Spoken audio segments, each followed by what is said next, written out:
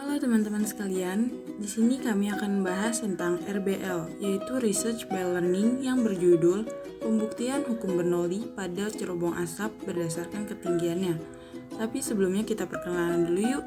Kami dari TPB 19 yang terdiri dari Kadek Wijaya dengan NIM 1211600091, Amelia Nur Hidayah dengan NIM 121160108, Aisyah Nurhalida dengan NIM 121160102, Dewi Sinta dengan NIM 121160087, Dwi Wulandari dengan NIM 121160080. Yang terakhir ada Ratri Anissa Fitri dengan NIM 121160099. Tahukah kamu siapa yang pertama kali menemukan hukum Bernoulli? Yang pertama kali menemukan hukum Bernoulli adalah Daniel Bernoulli.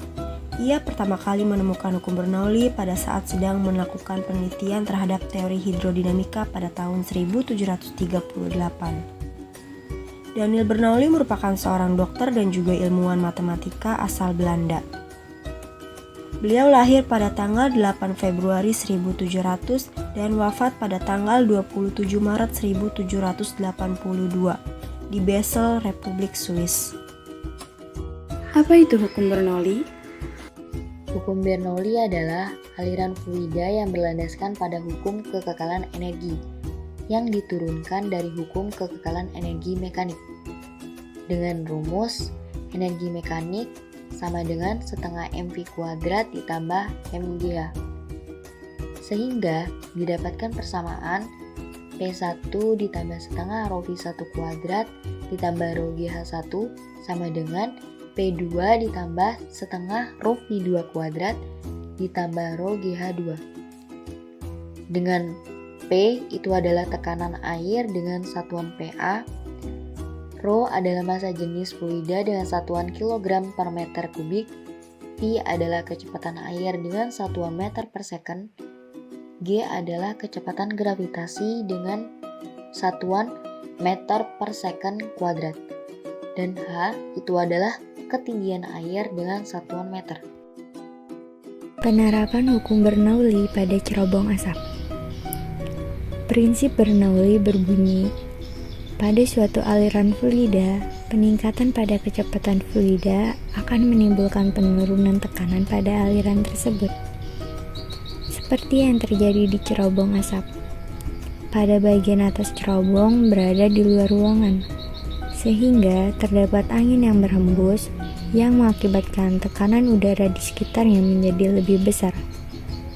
Dikarenakan udara bergerak dari tempat yang bertekanan tinggi ke tempat yang bertekanan rendah, itulah yang menyebabkan asap dapat keluar melalui cerobong asap.